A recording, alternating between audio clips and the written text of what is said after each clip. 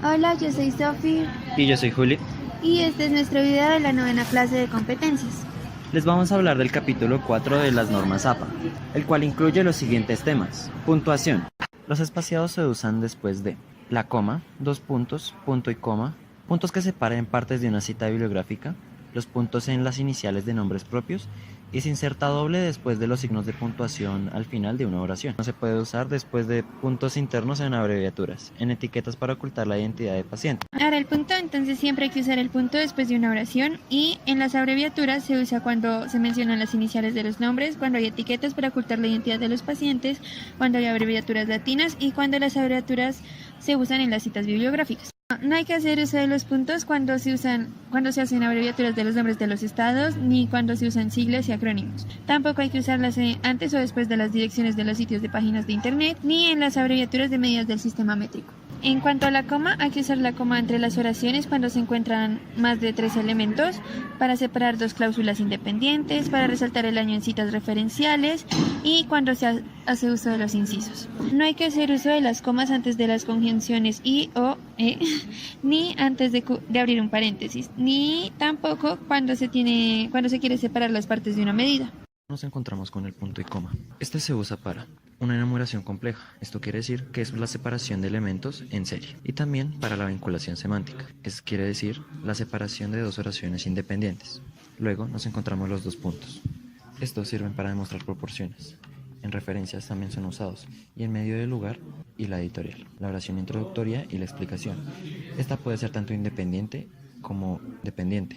Si es independiente va con mayúscula y si es dependiente iría con minúscula. Seguiríamos con la raya y el guión. Estos no deben confundirse puesto que el guión es de menor tamaño que la raya y su función es totalmente diferente. La raya es para introducir y darle continuidad a una oración y estas no deben ser de uso excesivo. No se debe usar la raya excesivamente porque debilita la fluidez. El guión es un signo de unión entre palabras. Aquí les puedo mostrar unos ejemplos. Paréntesis. Entonces usamos los paréntesis para insertar elementos que anclan la información que se presenta o hacen referencia a secciones de los libros, para introducir una abreviatura, para agregar expresiones matemáticas, para encerrar el número de página de una cita directa, para encerrar valores estadísticos, para encerrar grados de libertad y para resaltar las letras que indican los puntos enumerados. Luego hablaríamos de los corchetes. Estos se usan para las citas textuales de material que ya está entre paréntesis. Luego hablaríamos de la barra o diagonal. Están aclara relaciones entre las palabras y separa el numerador del denominador. Bueno, las cursivas, nosotros tenemos que usar las cursivas en los títulos de los libros, periódicos, películas, videos, programas de televisión y publicaciones en microfilm. También en géneros, especies y variedades. Presentación de un término técnico clave. En una letra, palabra, frase como ejemplo lingüístico, en letras utilizadas como símbolos estadísticos o variables algebraicas, algunas puntuaciones de prueba y escalas y en números de volumen en la lista de referencias. No hay que usar las cursivas cuando mencionamos los nombres de los capítulos, frases extranjeras y abreviaturas comunes en el idioma en que se escribe, términos químicos, términos trigonométricos, subíndices no estadísticos, letras griegas o letras utilizadas como abreviaturas. Las abreviaturas no se tienen que usar en exceso. Muchas veces resultan útiles en temas técnicos. Pueden ser tanto abreviaturas para revistas científicas como palabras, abreviaturas de expresiones latinas y abreviaturas científicas. Bueno, los números los vamos a dividir en dos. Entonces, los números se escriben en palabras para expresar números menores de 10 y se emplean cifras a partir del 10 en adelante. Los números expresados con cifras van del 10 en adelante y preceden una unidad de medida. Representan funciones estadísticas o matemáticas. Representan tiempo, fechas, edades, calificaciones en una escala, sumas exactas y denotan un lugar específico en una serie enumerada, partes de libros y tablas. Los números expresados con palabras tienen que aparecer al principio de una oración, título o encabezado del texto, en fracciones comunes o en usos mundialmente aceptados.